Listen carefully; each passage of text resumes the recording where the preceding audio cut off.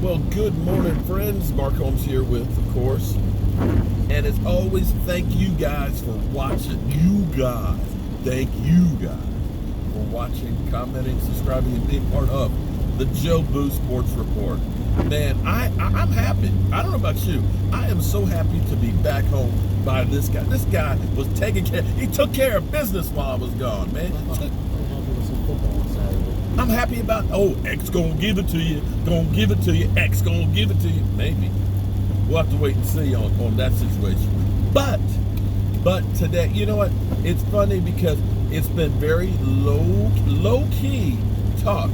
And I told you guys last Thursday was a key day when it comes to the future of the NFL. Okay? I was talking to my sources. I know you guys don't think I know anybody. I know I don't know anybody. At least that's what you think. But talking to some of the people that are part of the decision-making process about the new collective bargaining agreement that, if passed, will be for 10 freaking years. 10 years apiece. In fact, this is how far 10 years is. 10 years, I will be 64 years old and hopefully retired. We're talking about peace for 10 years. Now, the players do not want 17 games. But, wait, if you act now, there's a whole lot that the players do like. Who out there does not like more money, more money, more money? Do you not like more money? They're saying that this deal, just this deal, will be an additional, because what they're going to do is the players get 48% of gross revenue. That's their share. They will, as owners, bump up the compensation. So they're estimating right now that it's an additional $5 billion for the length of this contract. That equates to $500 million more each year on the contract, which translates to about $15 million of cap room starting this year. This year. The owners are saying, listen, we know the current deal is good until the end of next season, but if you sign this now, you will be adding more money to this year's contract. So guys like Pat Mahomes and Deshaun Watson, and I know some of you say, not Dak Prescott. No, I don't want Dak to get none of that money. Gives teams some more room to play with today, right now. And that's before you start adding on to it the revenue from gambling, before the new television contract, which is up for renewal, before somebody pays to be able to stream all these games. The salary cap, I told you guys, I know I'm just an idiot. I know I don't know. I'm not Adam Schefter or Ian Rappaport or anything like that. But it's kind of funny. I was pretty spot on with a lot of this stuff. But regardless, there's other benefits to this, especially for the Dallas Cowboys, because the NFL will ease back on the suspensions on the field and kind of turn the other cheek when it comes to staying off the weed. I told you that was going to, didn't I tell you that? I told you guys that it was a give and take, and that the owners would look at that and say, you know what, players, how about we sneeze? How about we just don't test for weed anymore? And players will be like, okay. And they're also talking about practice. Not a game now. They're talking about practice and having less practice, which I think is actually ridiculous, don't you? I think personally they don't practice enough because tackling and fundamentals are lost. The art of tackling, when you tackle the guy, he went down, as opposed to him running through our Cowboys defense. I digress. But I still believe that the lack of practice has actually led to more head trauma, because guys not really knowing, trying to get your head across the body and get your shoulders and wrap up, that instead guys are just trying to use their helmet and their head as a weapon and just try and knock a guy the F out, that leads to more concussions. But, I guess they'll do more studies on that, whatever. I think they still need to come up with safer helmets, just like the BS1, where they absorb the blow. But again, I digress. But on that, with that 17-game schedule, what the owners are saying is, listen, we'll do away with 2 preseason games. But the starters don't play in preseason anymore, so that's really not a benefit to the veterans. That actually hurts the guys who are trying to make the teams. So you're going to have less practice, and you're going to have less preseason games. So how are you going to judge if these guys can play or not? What do you think? You think you happy about not having preseason games? Maybe they'll have more scrimmages, inter-squad scrimmages. But wait, there's more. They will expand the playoffs as well. So it may be 1 or 2 more teams per conference that'll make the playoffs that didn't in the past. So in times when the Cowboys have been this close, or other teams where they've had winning records and things and missed the playoffs, then those teams would be able to make the playoffs.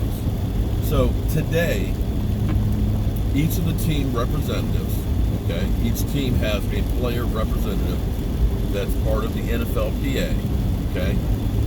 Those 32 guys, along with DeMar Smith and all, will get together, they'll go through the deal, and they will vote. And if 2/3 of those guys say, yeah, I can go for this, then it goes to all of the players to vote on it. And they just need a simple majority. So that's half, just half, plus 1 to pass it. In the end, I think this has been totally different than what happened the last time. A lot of you may not remember, or maybe you weren't football fans, but there was the lockout. And it ended up being that there was pretty short training camp and all that to get guys ready for the season. And that season was lost. There was a lot of hard feelings.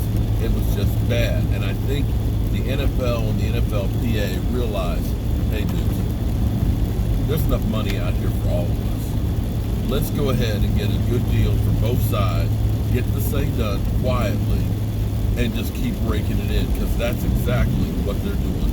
They are raking it in.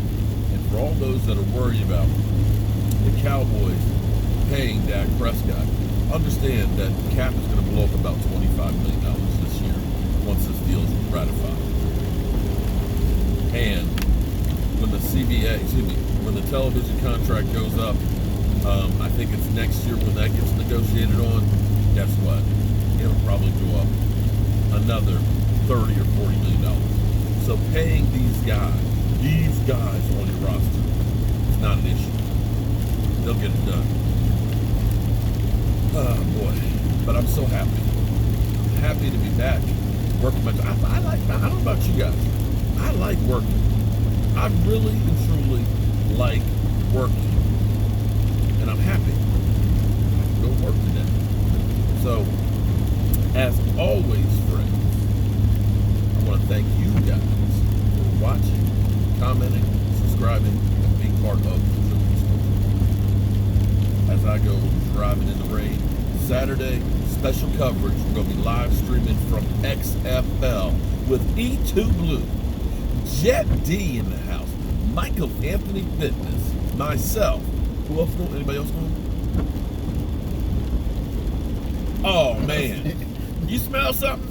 The stinking New York Giant fans. Shout out to him because he's the one that let us know about let me know about all the festivities on before the game. Right. So man, we're gonna have all day coverage from it. We're gonna see how they roll. So there's no extra fee for the. As far as I know, there isn't. And so what's that supposed to be? So it's just like taste of food and stuff? Yeah, restaurant? Like fan experience stuff. Fan experience. And you've already gone to the stadium, right? Outside of it? A lot of construction. So the stadium for X gonna give it to you is a soccer stadium here. It's not the a stadium, it's a DC. It is. It's a soccer stadium. It's a field. It's a soccer stadium that seats 20,000.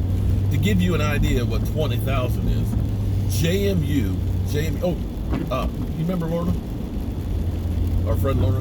Her son is a running back for JMU. He's a freshman. He plays on JMU. 2-year runner-up.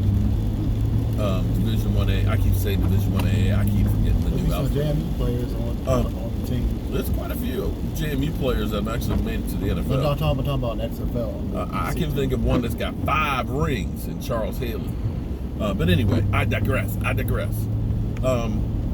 We'll be at the XFL game, and we're going to show you the inaugural game, which is the DC Defenders against the Seattle Dragons. They're the Dragons. Ha! Ha! I bet you the stinking Giant fan has dragon breath. Ha! Who you going for? You're rooting for DC? I'm just rooting for a good game. I just want a good game. That's all I want. All right, so that's it. Collective bargaining agreement is being worked on and voted on by the Players Association, and they're trying to keep it quiet. But like I said, the players really do not want that 17th game because it's just too much wear and tear. But maybe, they had some crazy things they were talking about, and I'm sorry, this doesn't work for me, is that you're only allowed to play 16 games.